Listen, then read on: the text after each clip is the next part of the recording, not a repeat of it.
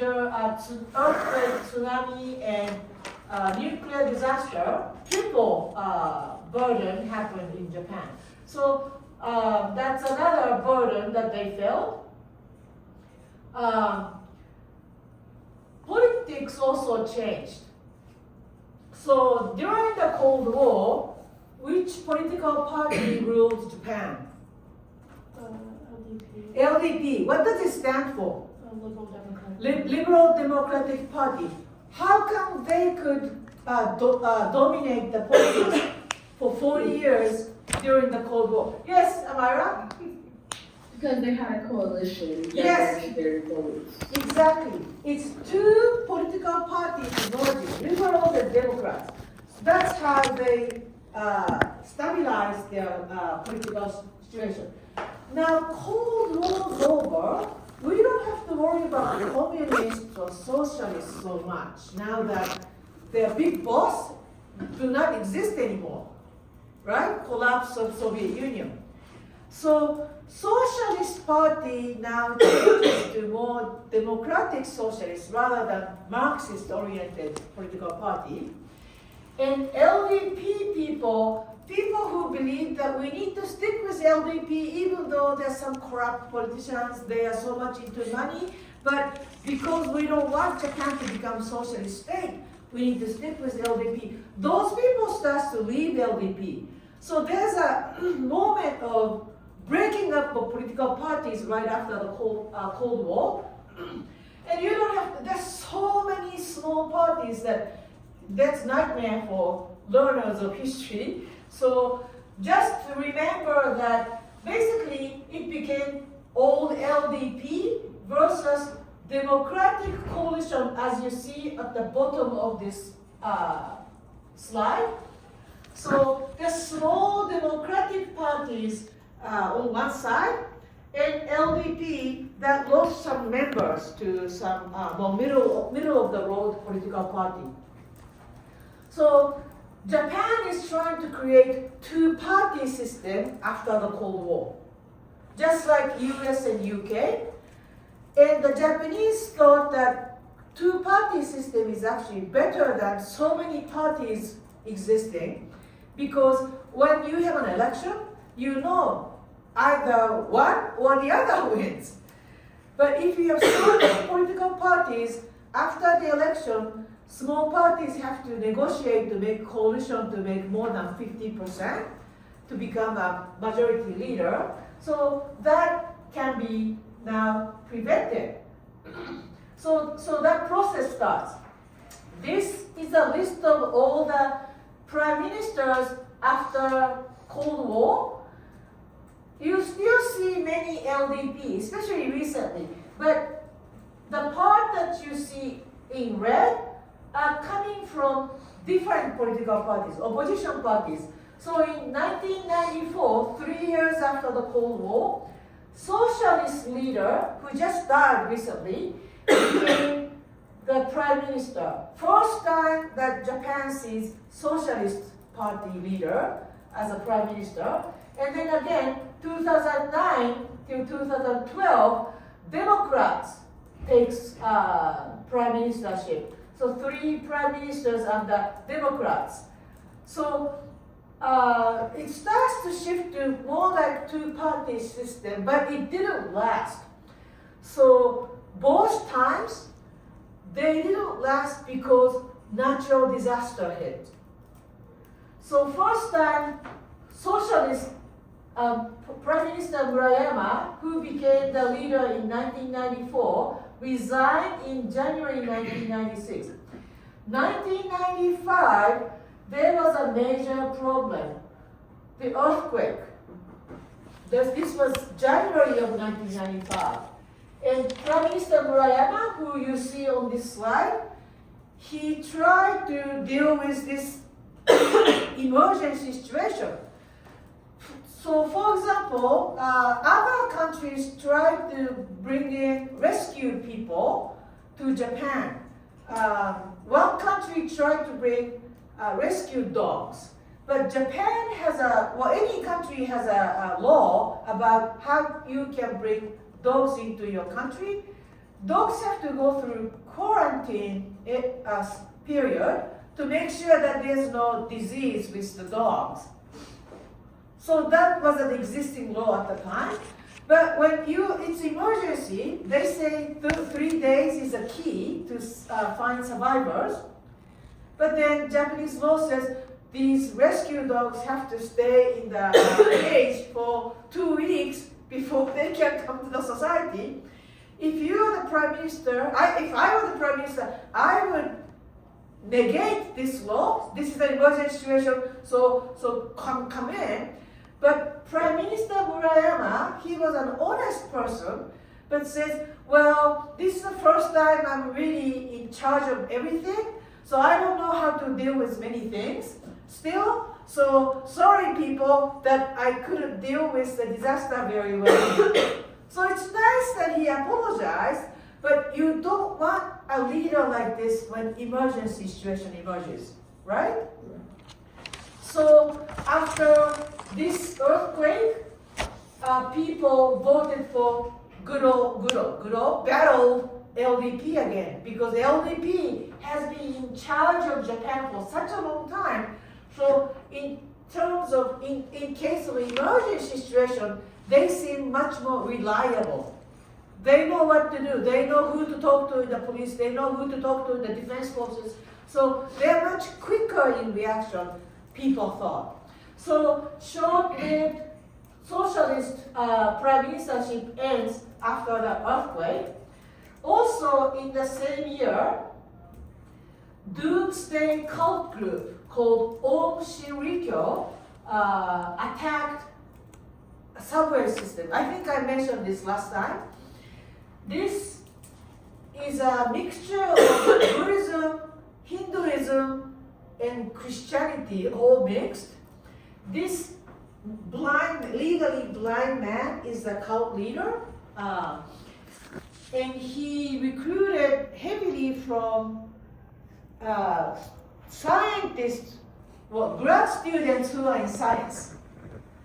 So, and they were asked to make chemical weapons for this doomsday cult group. Doomsday meaning they believe that the end of the world is coming. That's coming from Christian influence. But their ranking system within the religious group is more, they use terminology borrowing Hinduism, but they also use Buddhist system, existing religion. So it's a hybrid, if you will, of an idea. And it's really a terrorist group. So any lawyers or judges who are against this group, they were assassinated. And we didn't know why these people are dying. They suddenly just collapsed. And people say, it smells something weird, until they attacked the subway. So one day, a guy just puts a liquid in a plastic bag on the floor of subway, and as the subway reaches the next station, he punctured the plastic bag and leaves. The door closes, it starts again. By the time the subway reaches the next station, the fume from the liquid, which was sarin, killed many people on the subway, or any people who went to rescue them also were killed. So that's how this group was revealed as a very dangerous group. So this is also happening soon after this earthquake.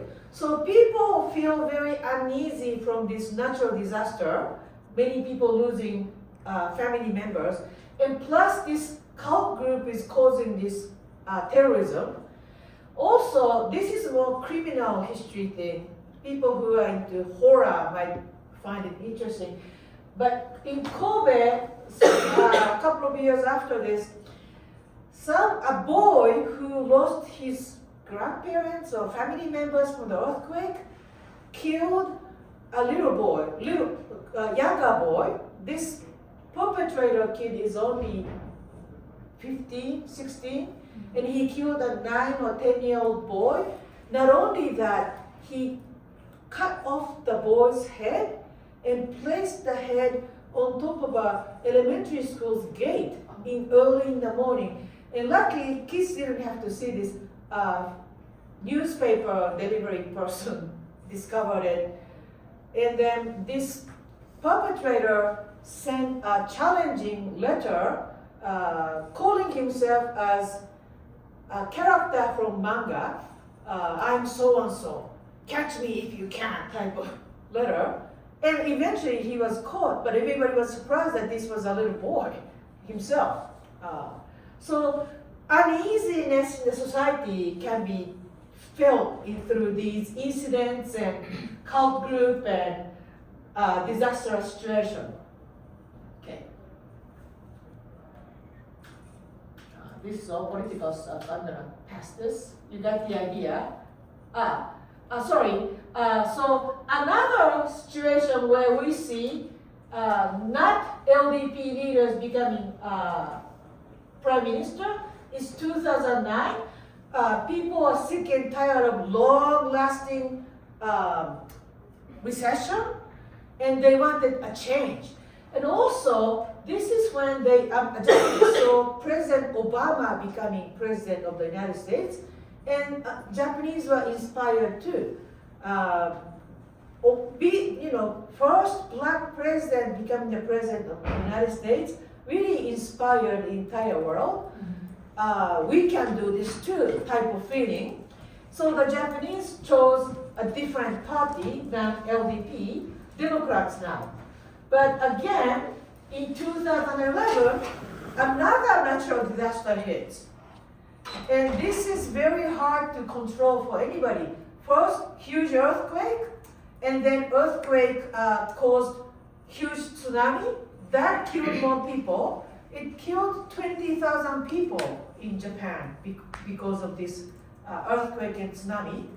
And earthquake and tsunami destroyed fuel cooling system of nuclear power plants that ended up causing hydrogen explosion. It's not nuclear explosion, the pressure explosion in nuclear power plants. So people in the area couldn't live there anymore. So those three things happened at the same time. And again, it's the opposition party in rule, and natural disaster hits.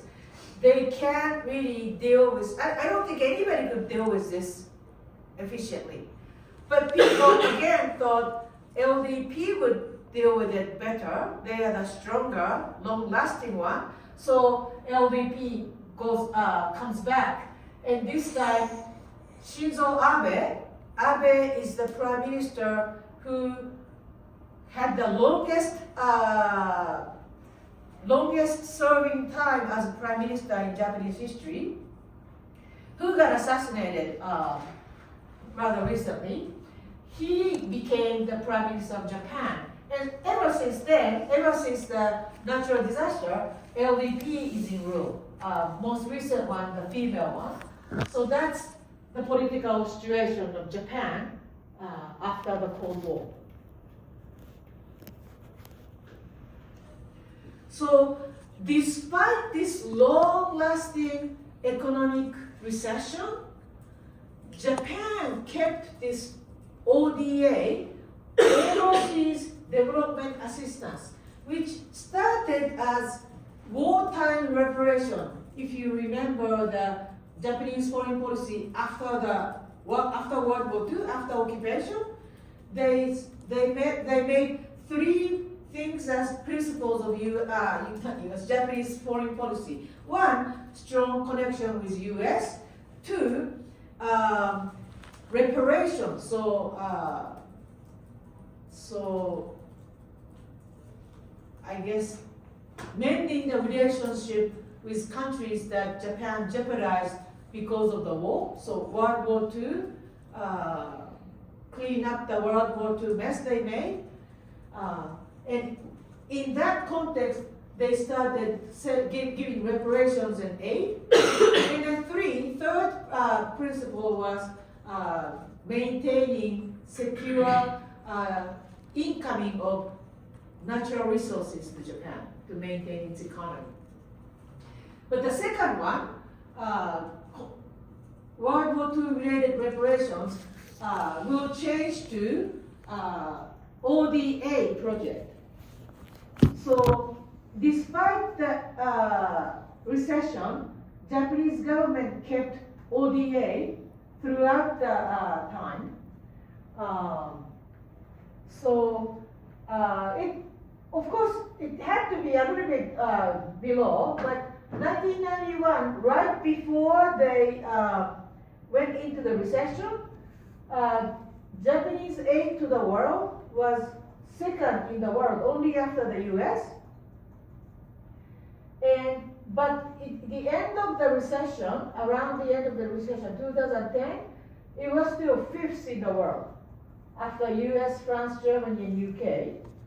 So they tried to maintain this as much as possible throughout the recession. So this is the amount of Japanese contribution up to, so this is where the recession is. So it's not growing, but they maintain. And after the recession, they are increasing the ODA support for the world as a whole. So among all the countries that receive Japanese ODA, 60% goes to Asia, and most of that money goes to People's Republic of China, Communist China. Then Indonesia, the Philippines, Thailand, and Bangladesh. So China became a very important place for Japan to contribute in ODA. So one, of course, China is where most people died because of Japanese invasion. So they should get lots of money. But two, Japanese also are interested in Chinese market. Having good relations with China would benefit Japanese economy in the long run. So that's another concern. So China is the number one ODA recipient, as this arrow shows. You see the arrow on my map? Oh, maybe it's this. Yes. Oh, okay. Okay, so, thank you. But despite that intention, Sino-Japanese relations goes down after the Cold War. So, so 72, Japan and China mend the relations. Japan and China are friends again. And throughout the 70s and 80s, Japan-China relations are very good. Each side was welcoming the other for exchanges, collaboration, exchange of popular culture. So some older Chinese people still say that they like certain Japanese actors from 1960s and 70s. So that was the case in the beginning. But when Tiananmen Square massacre happened in 1980, are you all familiar with the Tiananmen Square massacre? Okay. Japan has to go along with the US policy to put sanctions against China for human rights violation. So China doesn't like that. And China also has a new leader, Jiang Zemin, that you see here. Jiang is very, very anti-Japan person, which I don't blame any Chinese person who remembers the war must be anti-Japan. But he has this as a policy. He changes Chinese education system. People used to be united in China as under Maoism, communism, but Mao Zedong died and China opened up its economy to the world. So Maoism is no longer the uniting value. So you need to have another value that's different from communism or Maoism that keep uniting people. So best thing is usually nationalism. How do you cultivate nationalism among people? Create a common enemy.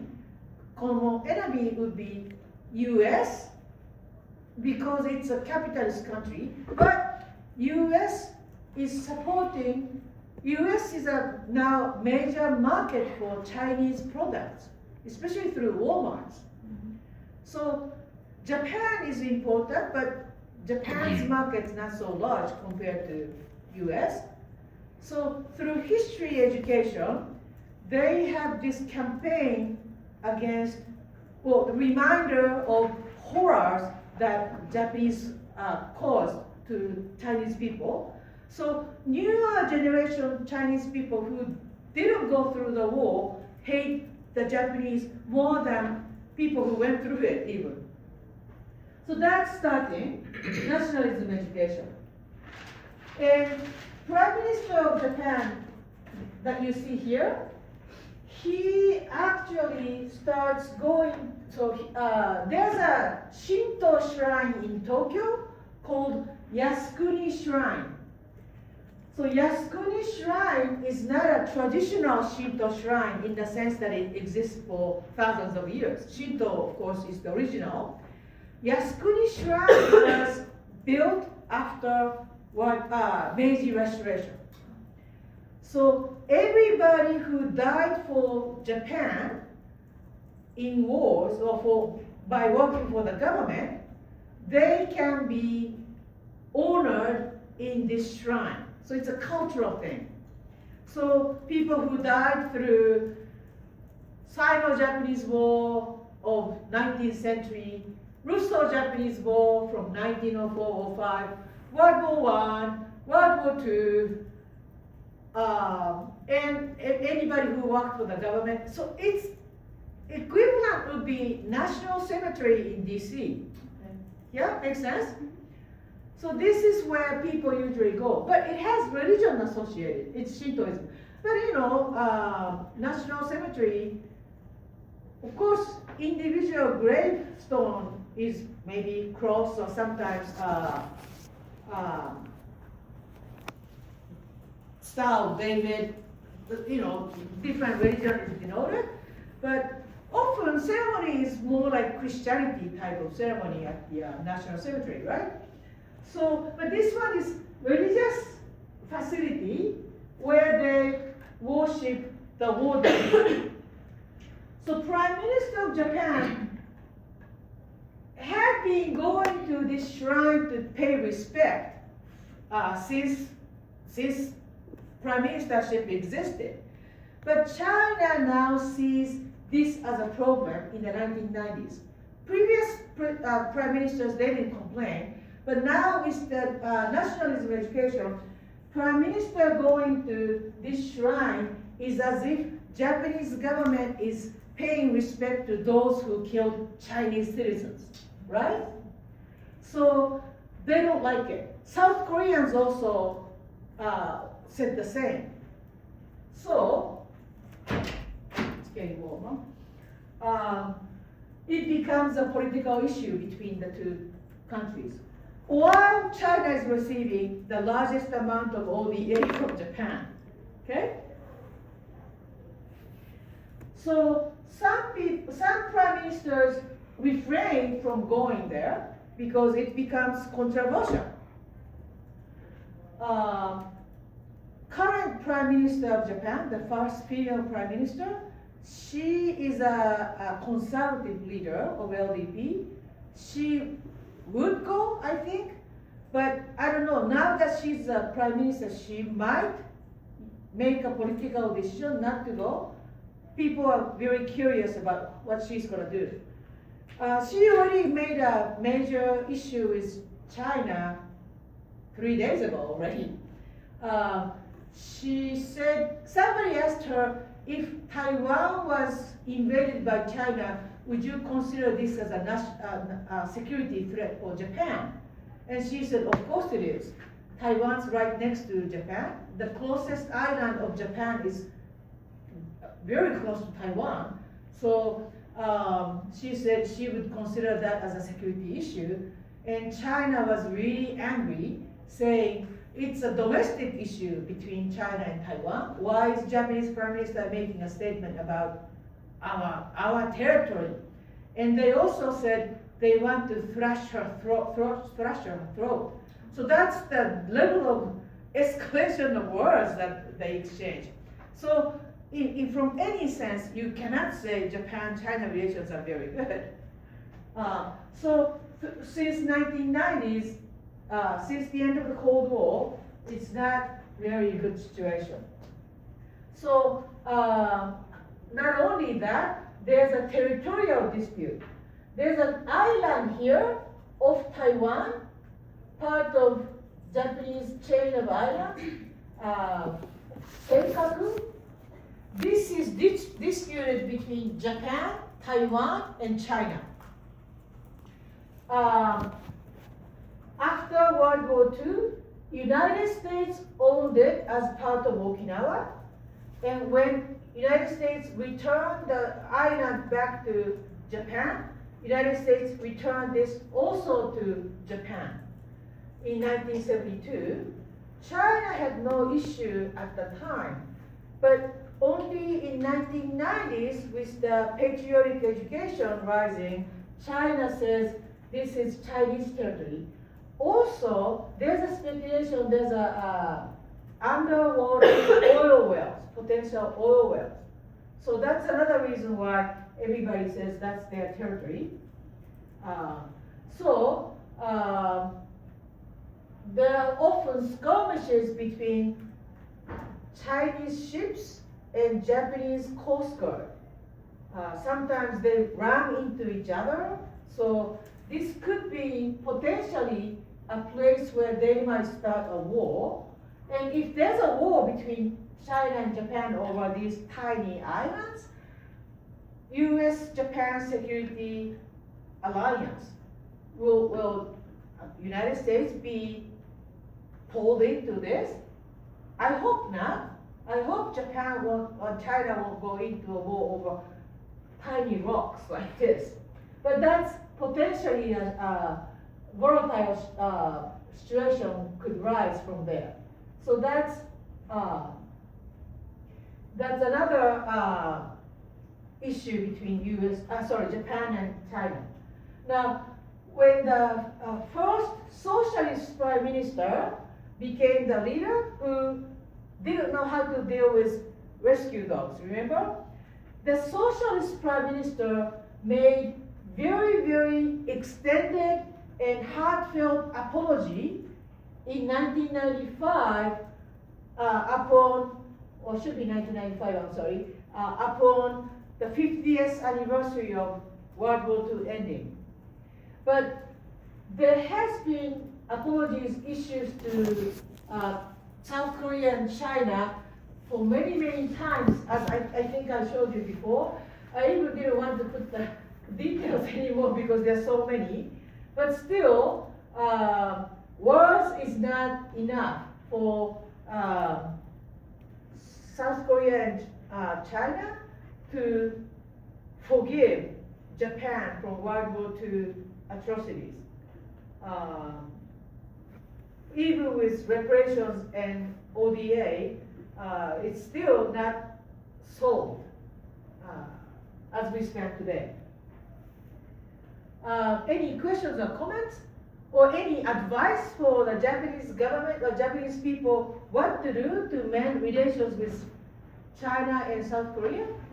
Yeah. I think probably moving those war criminals from the shrine would probably, Yeah. that would help. Yeah, that's true. So one issue is that, remember there was a war trial after World War II? Allied occupation tried and executed people who were sentenced as war criminals and executed. They're also there in the shrine too. So what the Japanese government had done is to create a non-religious facility to pay respect to the war dead, excluding those war criminals.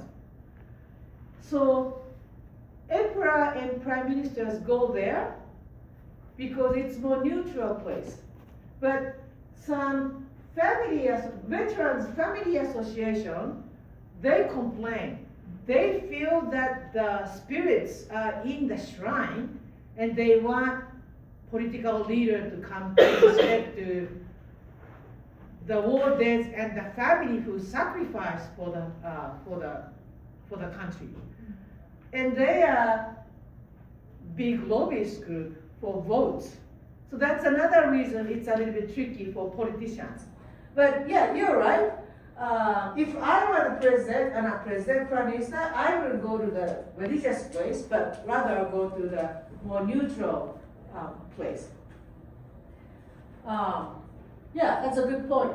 Anything else that you wanna say? So one thing is not to go to Yasukuni Shrine. That might help. But do you think if Prime Minister didn't go to Yasukuni Shrine, everything's gonna be wonderful? Amara?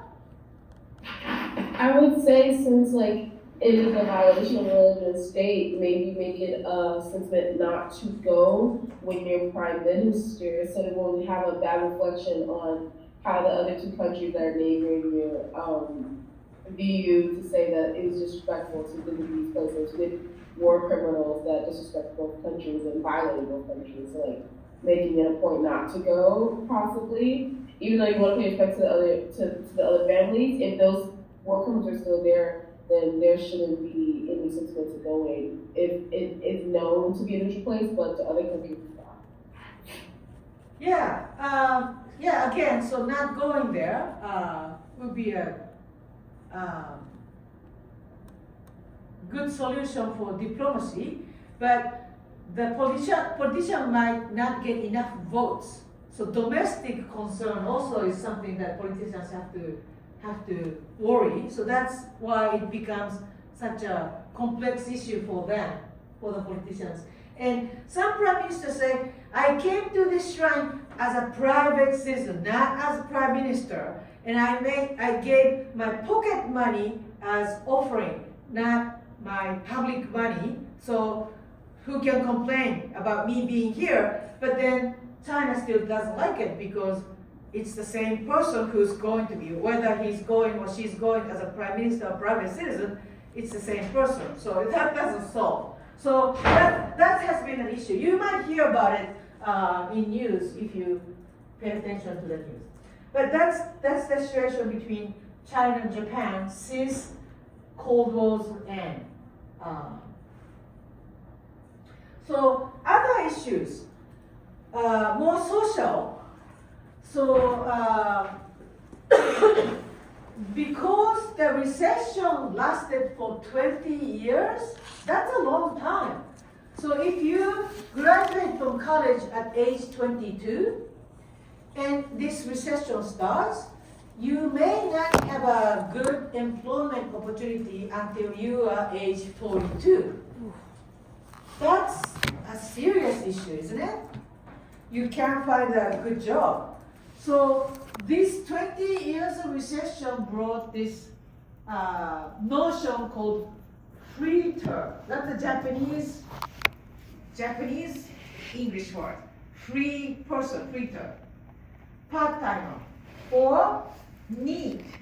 Japanese sociologists try to come up with these words to become, they want to become famous by coining some terminology. So free terms and NEET. NEET stands for not in education, not in employment, not in training. So when you graduate, well, you are now in education, you have something going on. But when you graduate, if you don't go to graduate school, or you don't have a job, you are NEET by this definition. But many American students will have gap year. Gap year can be more recuperating year, or can be doing AmeriCorps, Peace Corps, study abroad, teaching English abroad, these things. But you can consider that gap year as a training year. You are updating your skills. So then that's okay. But if you're not doing anything, not fully employed or not in school, that's need person. And the number of people who are categorized by these new terminology really increased during these 2 decades of recession. Another terminology is hikikomori, which means pulling in, but it means staying confined. There are many young people who don't get out of their rooms or houses. They just stay home. They don't want to even see anybody or be seen by anybody. So this case is more psychological issues. So there are number of hikikomori kids, antisocial maybe. I don't know the better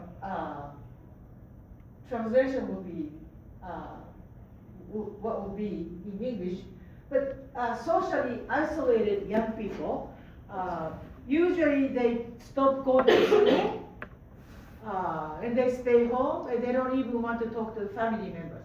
That cases increases also during this time. So the mood in the society is really, really dark. So this is an image of hikikomori person who just stays in the room with lots of manga magazines. They don't even have the energy to pick up their trash. So it's in a chaotic situation. And also, post-Cold War Japanese movie, one famous one would be this one, Nobody Knows. Nobody Knows is a movie based on a real story of 4 siblings whose mother is divorced, so single mother who falls in love with another guy. So she's away with this guy. So 4 little kids were left alone in the family. The oldest kid will take care of the younger siblings. They try to sustain only by themselves. But younger siblings end up dying because they don't have enough food. And this is based on a true story. So poverty, neglect becomes also a social issue in Japan. So total opposite of bubble era is happening in Japan in the next 20 years.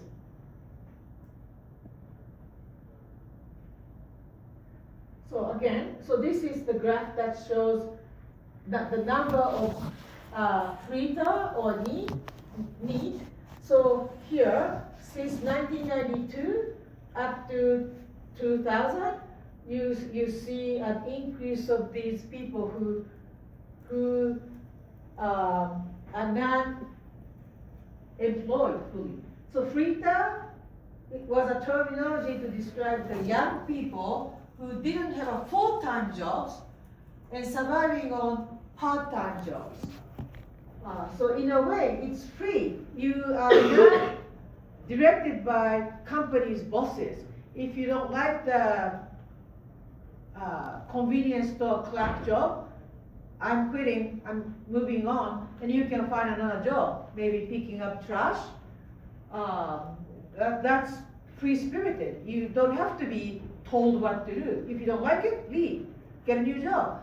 So while it sounds nice being freed from social obligations, you don't have any social guarantee. When you're young, you can manage, but full-time jobs comes with the whole package of social benefit. If you get sick, your medicine is very cheap in Japan. People only pay a few dollars to go see a doctor, never like thousands of dollars. So you don't have that benefit because you're not fully employed. If you get injured, there's no guarantee. If you work for a full-time job, you can probably collect unemployment package. But if you are FRITA, they consider you do not have intention to look for a job, and you don't benefit that social net either. So in a way, it's a reflection of new type of life for young people that don't like very strict cultural obligation thing in Japan, but it's also dangerous life. But the number of people who acted that way increased.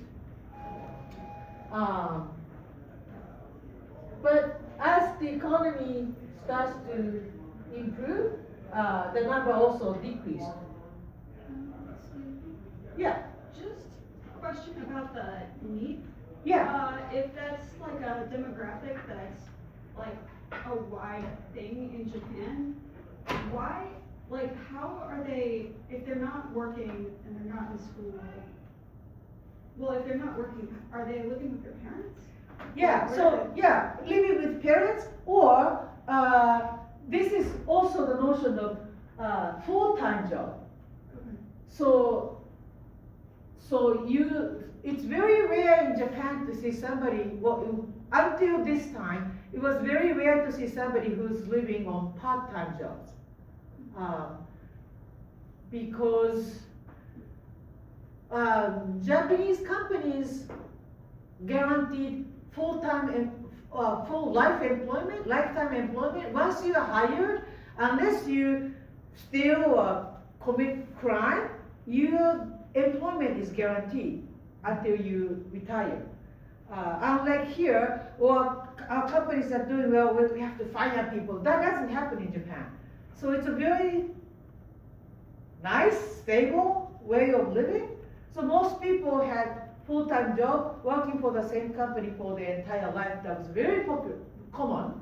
And all of a sudden, you see an increased number of people who don't want to belong to an organization.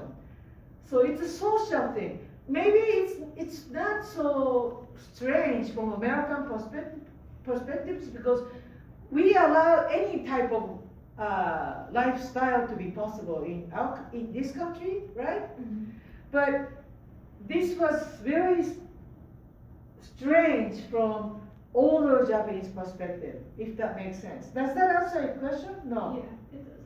It's a social thing too. It's Japanese culturally speaking, it was very different from the lifestyle of the typical Japanese. That's why they are picking on these people as with this terminology. And it is, I mean, it's up to them. If they want to live that way, that's up to them, right? But I guess people consider this to be abnormal way of living. Yeah, that's a good question.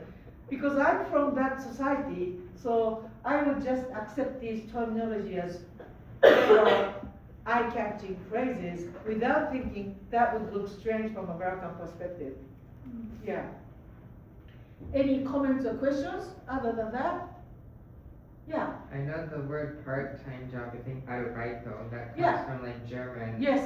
Arbeit. To work, alright, yes. Arubaito. Yeah, same thing, part-time job. Yeah, anything else? Good? Okay. So, as Japanese economy starts to improve a little bit, well, like they depicted over and over in Japanese culture, same thing but in real life happened in 2001, March 11th, 3/11. 2011 earthquake, tsunami, nuclear crisis, triple burden.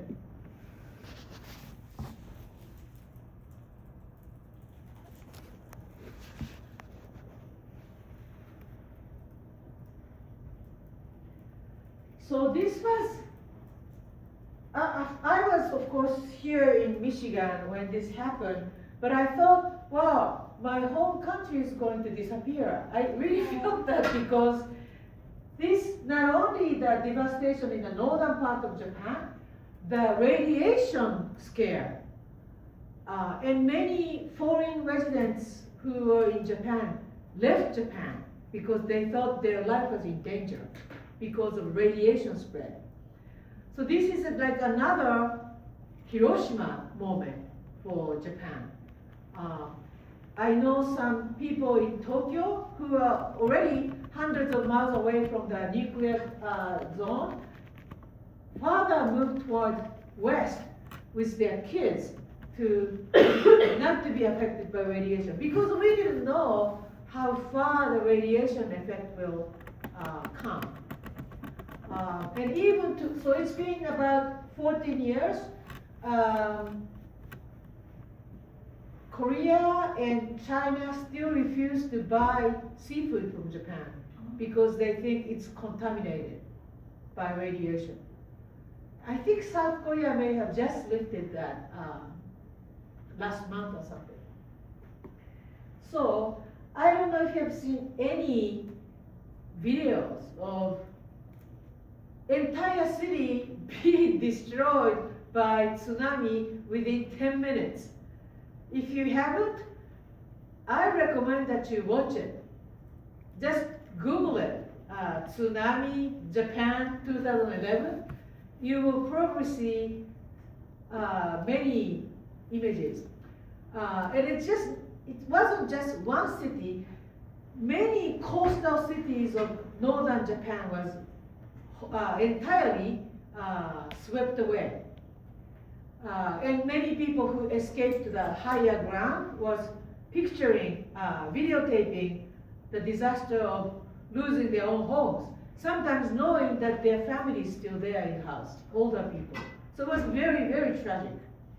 So it was really a humbling moment for many Japanese, that this sense of technology, like, well, we don't have enough oil, so we buy, well, nuclear power plants would give us more power.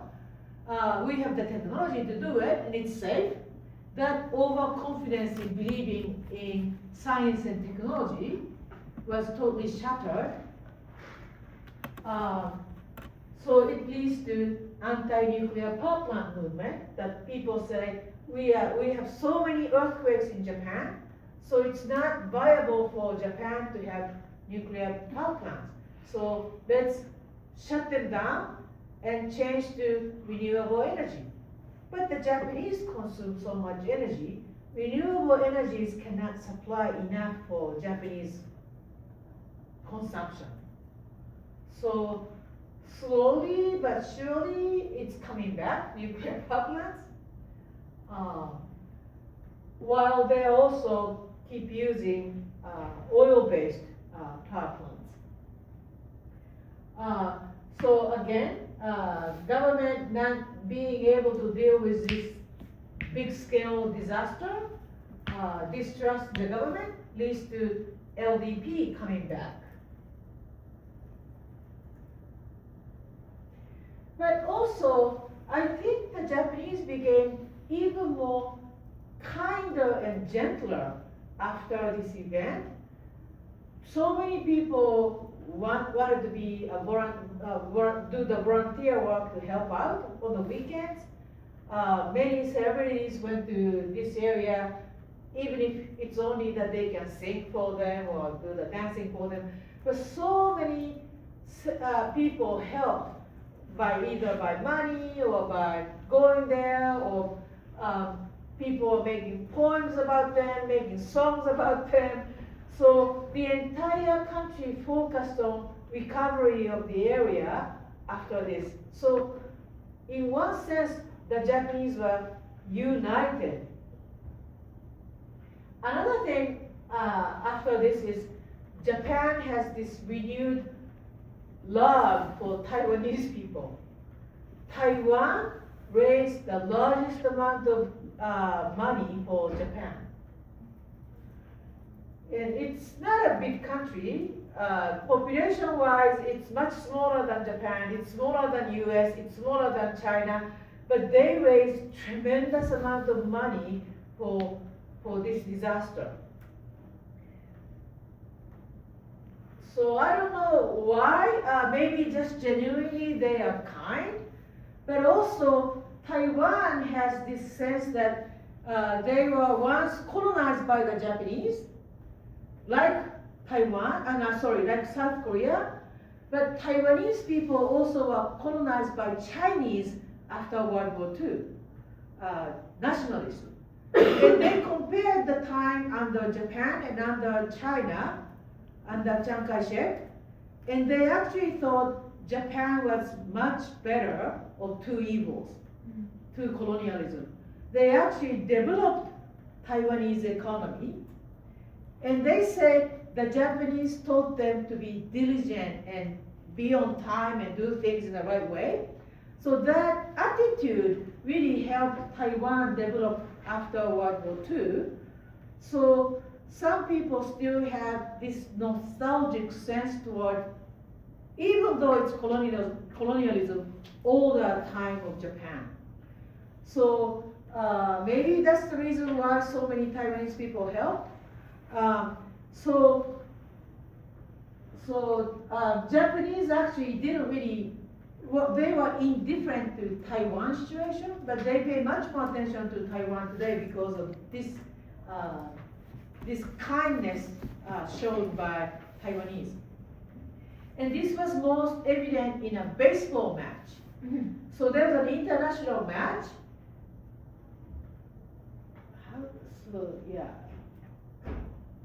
So many Japanese, that was taking place in Japan. So Taiwanese team came, many spectators, this is a good chance for them to show their appreciation to the Taiwanese people. So people had these random signs, thank you Taiwan, thank you for your help. So that was the reply, but then Taiwanese replied. At the end of the game, Taiwanese players all went to the mound and circled around the mound, facing their back against the mound, facing toward the 360 degrees toward the spectators, and bowed. So gestures like this really cemented the bilateral relations of people-to-people diplomacy of Taiwan and Japan. So helping, thanking, and thanking back for thanking type of situation existed. So these, of course, you see visually, it spreads. So that, I think, created a new bilateral relations after that, coming from this. And Taiwanese people still remind Japanese, don't forget that we helped you the most. So that's another thing, byproduct of this disaster. So here, again, more images. So this is where the earthquake struck, but it was felt in all of Japan. So in Tokyo, some ceilings collapsed, even though Tokyo is far away. Tokyo's here, and people in Tokyo couldn't go home. I have friends who had to buy a bicycle to go home because all the transportation stopped that day. And people in my city also felt, like, yeah, as you can see, the entire country felt it. That's how big it's the largest earthquake ever recorded in history. So this is an image of tsunami devastated city. Here's the ocean. The ocean rose, came like stream, and it pushed all the buildings except for concrete buildings away. So there used to be many houses here. And then it also, when it comes back, they brought everything to the ocean. So they're still missing people. We have about 20,000 people died. Some of them still not found. Just recently, they found jawbone of a little girl. So it's still ongoing. And this is an image of the nuclear power plant. And this is how everybody felt after the disaster.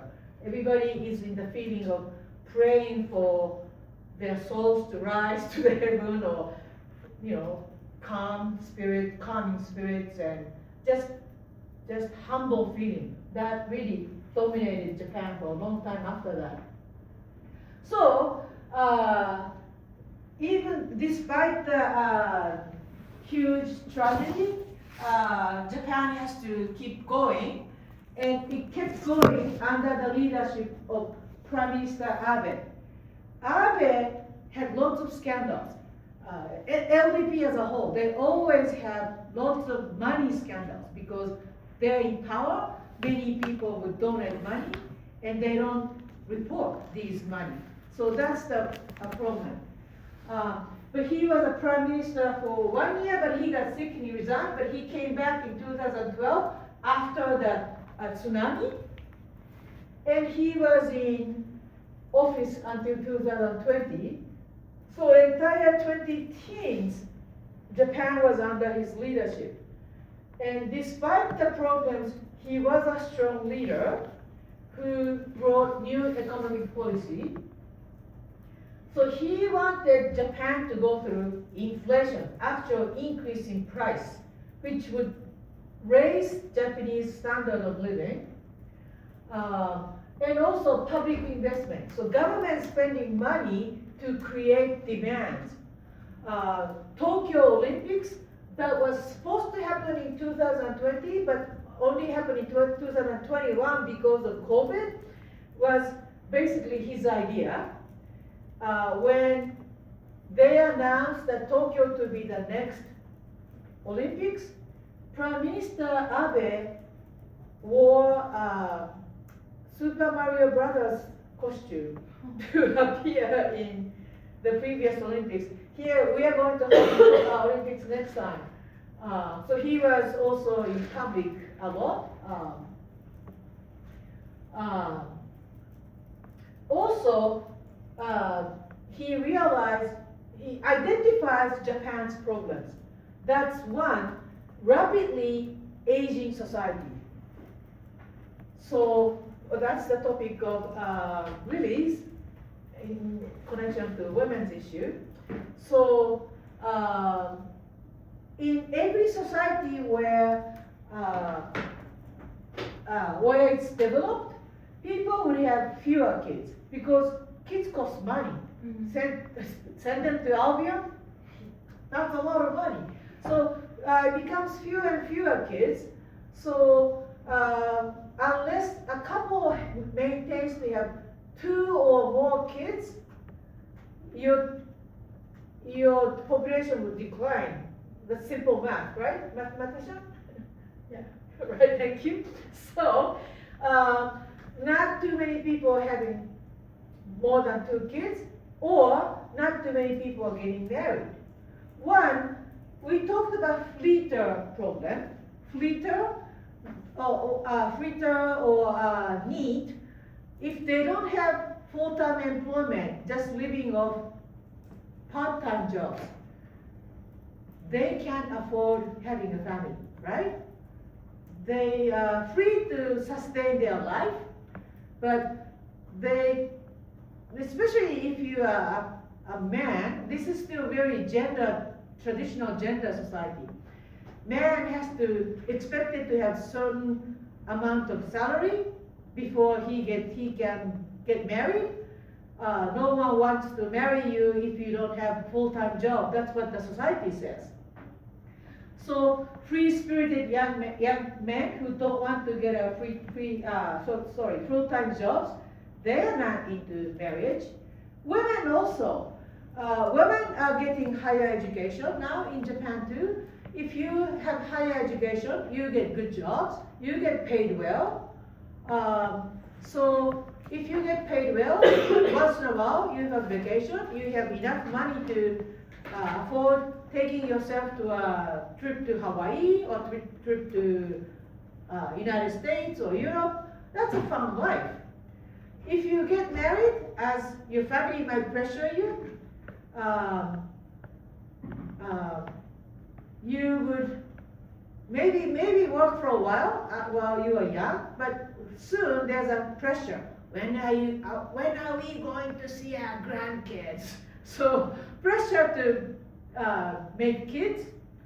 Then once kids are born, there's not enough childcare system in Japan. So women would stay home and take care of the kids. That's busy, unappreciated. Not only that, traditional expectation is that women take care of husband's parents, aging parents. And if you wait a long time to get married, when you are married, your parents are older too. So that's a lot of care, taking them to hospital, or many other cares.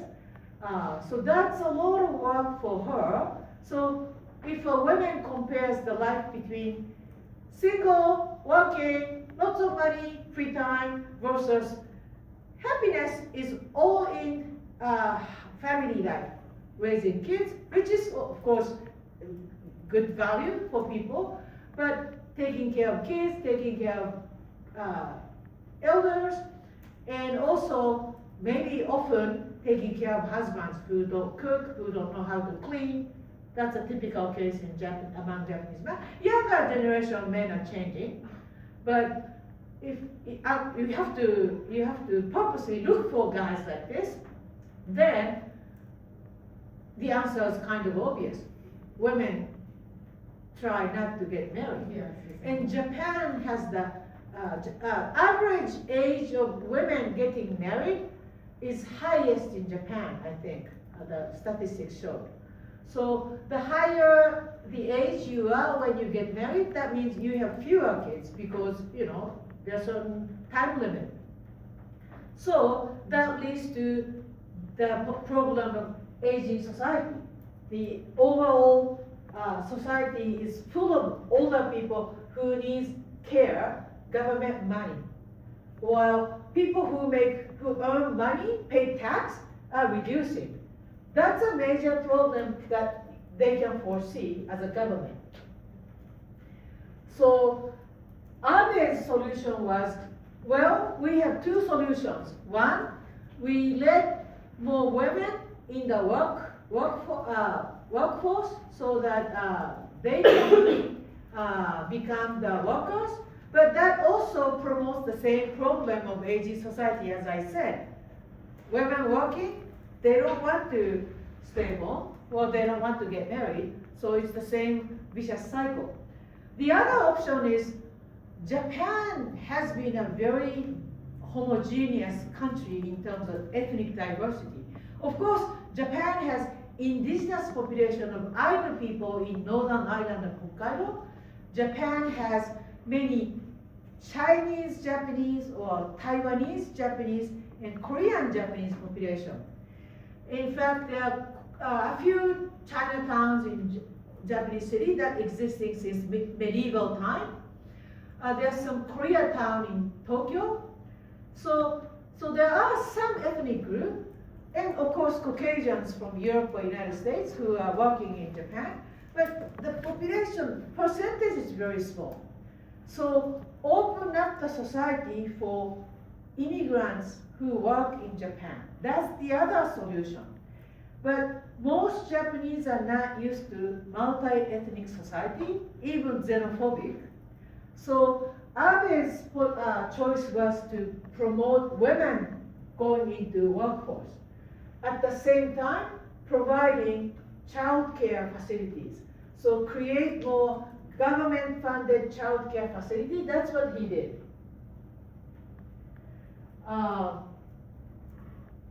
So foreign policy, he maintained strong relations with the US. He particularly, he got along with President Trump. He was the first foreign leader to go visit Trump once he was elected. Abe went to Trump Tower in New York, paid respect to President-elect Trump, and said, hey, please, let's get along. And Abe likes to play golf, so does Trump. So through golfing together, he created a very good relations with Trump, which in a way saved Japan from Trump having high tariff against Japan or demanding unreasonable things to Japan. In fact, Trump listened to Abe a lot. So his image is a nationalist. He goes to Yasukuni Shrine, so he made Japan's relations with China worse because of that. And also, I don't know if he's personal belief, but he represents right wing of the LDP. Right wing of the LDP is very nationalistic and also conservative in family values. Men work, women should be more submissive. So that value, they are totally against gay rights. Gender issues, they are clueless, right wing. I'm sure Abe understands the importance of gender equality and also LGBTQ plus issues, but as a politician, he sided with conservative side, talking about family values, because he needed a large amount of votes.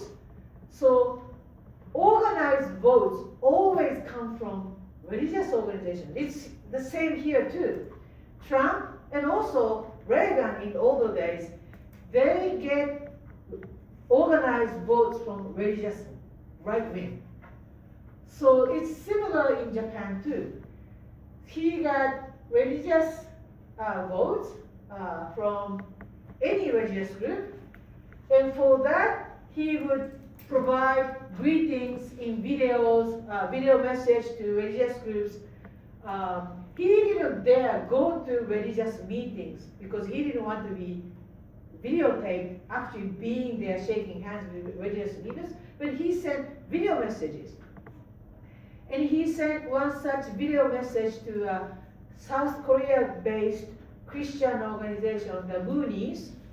They are notorious for mass wedding. They assign you to a partner. You marry this person. You marry that person. And they have a stadium full of newly engaged and getting married people and have mass wedding under the reverend moon. That's what they do. It's ridiculed in the United States. It's probably illegal in the United States, but they exist in Japan. They actually charge more money for offering for Japanese. The South Korean founder said Japanese caused us agony during colonialism, so they should pay us more. So Abe providing this video message was discovered by this young man who lost his money. His family was devastated because of his mom belonged to this group. He got assassinated by him. That's the fate of him. But through his 8 years of service as a prime minister, Japan's economy starts to improve. That's for sure. So this is the assassination. Unification charge is the proper name. So even this assassination is still connected to World War II. Because Japan colonized South Korea, South Korean leaders would, religious leader would get more money from Japanese followers of this religion, which led to this man's family falling apart. Dad killing himself, him being penniless because his mom gave all the money to the religious group. So that's where we are. So after Abe, we had 3 prime ministers after Abe, all from LDP. The most current one is similar to Abe in her belief. But today, Japan still don't have a solution for aging society or new problem of immigration. So in the last 5 years, it is very noticeable for someone who visits Japan regularly that the number of foreign workers increased. If you go to a convenience store, most of the people at the convenience stores are people from foreign countries, mostly from Asia, Southeast Asia. And also if you go to a factory, most of the factory workers, assembly workers are foreign people. There are many people from Brazil, there are many people from China, Vietnam, India, and also Sri Lanka, Indonesia, the Philippines. So this is the first time Japanese are exposed to the situation of how to live together in a multi-ethnic situation. We already know what happened to Europe. When EU went through this, EU reacted badly. They became xenophobic. Great Britain decided to exit EU, Brexit, because they didn't want to host refugees based on EU quota. Actually, something similar is happening in Japan. In the last election, immigration issue became the issue for the first time in Japanese history. And those who had strong promises against immigration policy were popular, including the current prime minister. Although they are not radicals like here, where they trash talk immigrants like criminals or rapists, or build the wall type of discussion. They're just talking about, let's consider changing the policy a little bit. So for example, if you have some amount of money, now people can immigrate to Japan as residents. But it's so cheap that anybody can afford. So it's actually creating a wave of people coming in. So current government is considering maybe raising the amount rather than closing it. So it's, in a way, I think it's more minor reaction. It's not a drastic reaction. They are actually, they're still receiving people coming to work in Japan, but some more clear rules. That's what they're talking about.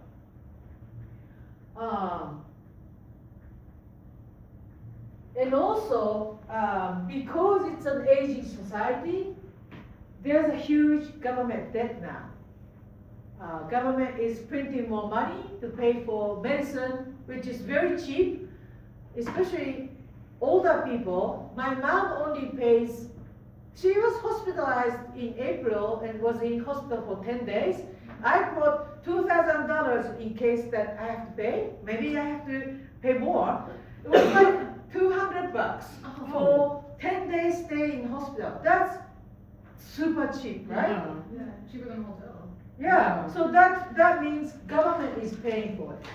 So how long can the government afford this system? I told my mom, it's too cheap. We need to pay more if we want the country to survive. But they're so used to this cheap system, they still complain, it's too expensive. No, come to the United States. 10 days here, that's you're in Yeah, debt. You're paying. Yeah, you're in debt. You're paying $200 for a Band-Aid. For a checkup for It's the actually Oh my true. nothing- God. It's actually true. So now people are finding out. I actually get many American friends saying, "I want to move to Japan." How do you do that? So if you have any Americans can afford to buy this visa because it's so cheap right now. But I think people will have second thought because Japan, you still need to speak Japanese to have better life, like communicate better. So there's this pressure of language barrier. But Chinese people can read Japanese signs. They don't have to communicate because Japanese is Chinese characters. So there's a large number of Chinese people now coming into Japan. Yeah? They just have to be careful about the word tegami because Yeah, that's it's a in toilet Chinese, paper. yeah, shoji. Yeah, but so that's so these people also benefiting from very generous Japanese social welfare system. So many foreigners are now coming into Japan to take advantage of this cheap system. So the Japanese government obviously have to put a lid on that so that it becomes more sustainable, right? So that's the type of reforms they're talking about, not like excluding or kicking out people or putting them in jail or anything like that. Okay, so growing debt. And also, again and again, Article 9 is the same problem for the Japanese. What to do about Article 9? And today, because China and North Korea is a major threat to Japan, most people think even stronger than during the Cold War that alliance with the United States is very important. But this is a what-if question. It's only sustained because China seems like a really bad choice because it's a dictatorship now. But if China democratizes, as we all hoped, do you think Japanese people want to continue this alliance with the United States?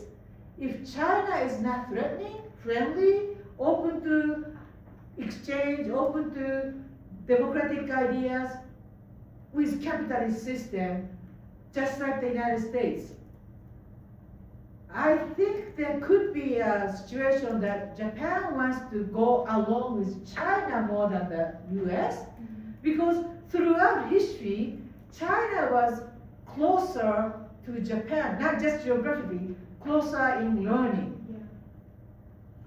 So the only thing that's preventing Japan from becoming friendly to China is this dictatorship under Xi Jinping. If China is a democratic country, what we call normal country from our perspective, there's no reason for Japan to keep distance with China, right? That, I think, would be a very epoch-changing situation that could happen, yeah? Especially, I think that's the case too, especially the way the U.S. is going in terms of politics and anti-immigration, putting a lot Especially of with Trump. yeah, especially this administration and the way the government and elects are going within the states. I feel like if China were to democratize, then Japan probably could sever relationships with the U.S. and probably wouldn't have much effect on them because China already has a big population anyway with a decent economic standing. Yeah, if you just look at the economic situation, that's a very attractive country. It is. That's what I want to go. The only thing is that there's no freedom of speech. That's the scary part. And it's a police state, Yeah. just like Tokugawa, right?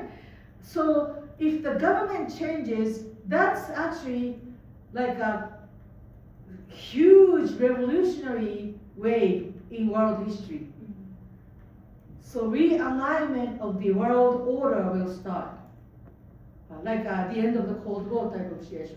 And also, I think because also how China is trying to recreate the Silk Road type of system, Yeah. that it benefit Japan to go along with this because they can also get trade from these other countries. Yeah. So hostile China actually works better for Japan-US relations. But if it's friendly China, the configuration of this trilateral system or world system will change. That's something we need to start thinking. Because Xi Jinping will die, every human being dies. So post Xi Jinping world is something I'm beginning to ponder what's going to happen. Yeah? It makes me wonder too that eventually if China does democratize, would Chinese become the language that most people want to learn because of their countries are being more friendly toward China? Yeah. It'd be way more helpful, and especially in the business world, if people will learn Chinese too. Yeah, true, that's true. And situation like that existed in 1990s and 2000. Many Chinese language instructions were offered everywhere. And it's really Obama era, so 2008 on, with Xi Jinping rising really, we realized that we are not dealing with the same type of China anymore. So trilateral relations is going to be an issue in the future. So another thing is that Japanese are becoming more isolationist, like old Americans, meaning new Japanese, current rate of Japanese having passports is 17%. Only 17% of Japanese own passports. which means Japanese are not interested in going abroad to do study abroad or business opportunity, looking for business opportunities. They are becoming very inward-looking people. And I worry about that, especially for young people. Young people need to be exposed to totally unimaginable world through study abroad or having friends from foreign countries, so that their brain will develop with very bigger capacity to imagine things. But like older Japanese, like my generation, we love to come to the United States to get education, hence me. But now, they don't want to come to the United States at all. Maybe if they do, they are interested in Canada or Australia, English-speaking but safer place. So their view of the United States is also changing. So that's something I took note as a recent phenomenon happening in Japan. So future of Japan-US relations may change when this generation, your generation of people become leaders of the country. So 20 years from now, things may be changing too. But that's the problem. So Japan is not going to be a rich nation anymore, as it used to be, as the 2 decades of recession indicated. Japan still, though, is sort of attractive country, as Abby said last time. Everybody wants to go to Japan today, right? So it's still, was it you or it was Caroline who said, Did I say that? everybody wants to visit Japan? Didn't somebody say that last time? I just said that. Maybe in another class. The number of people who are going to Japan is really increasing. So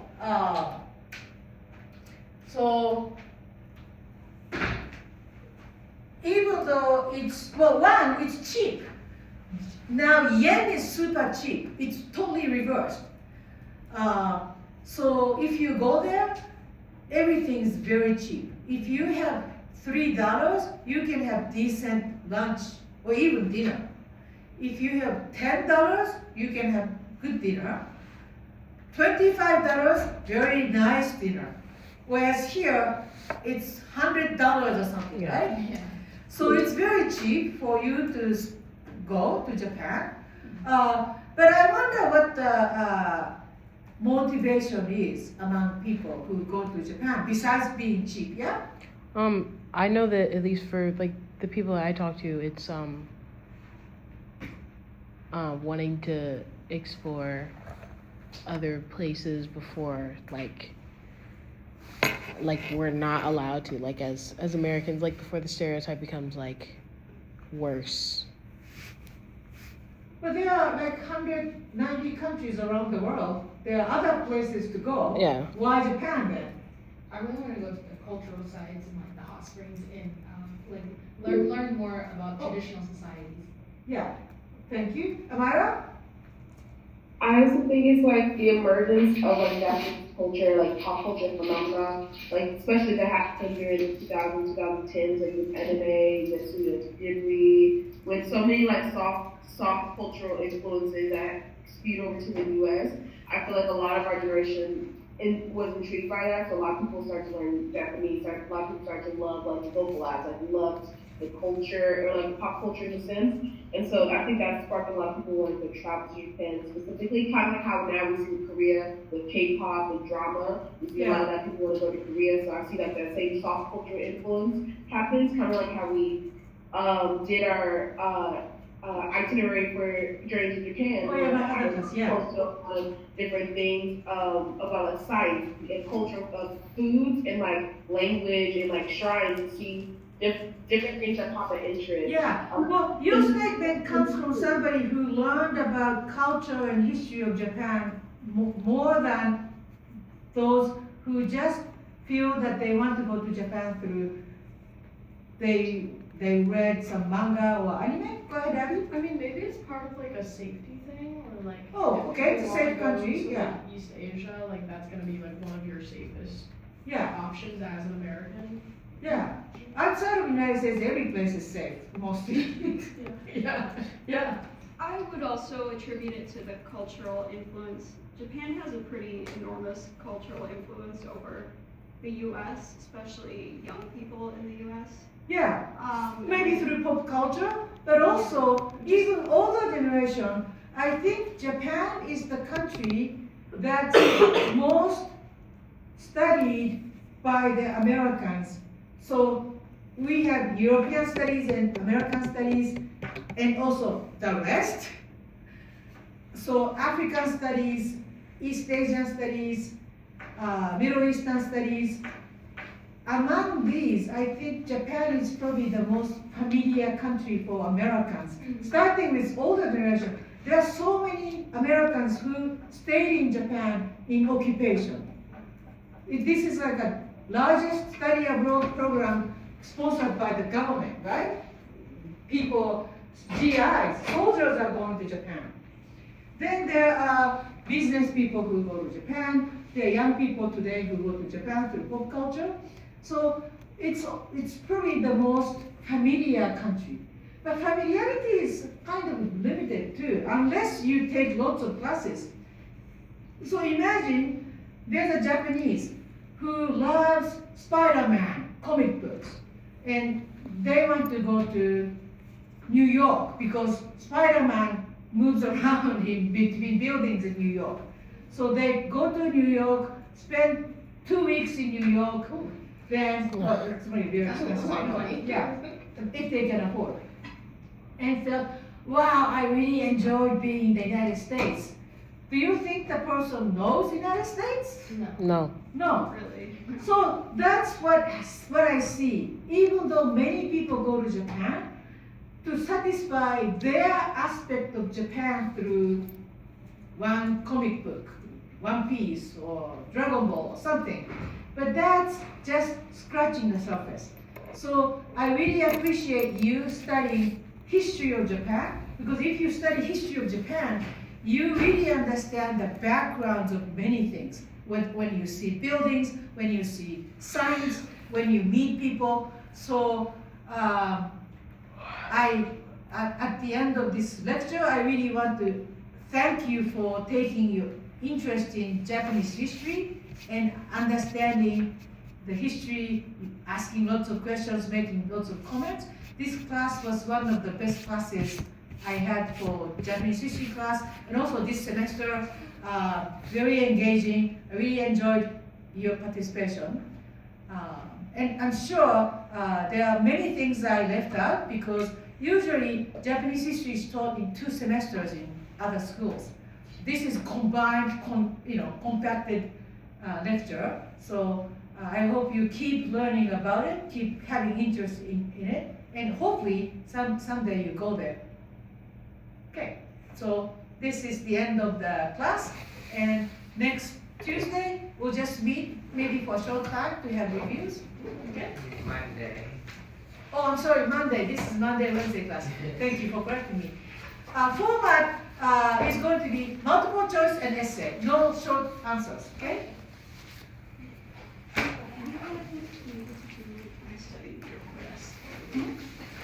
I have a research study for psychology. Oh, okay.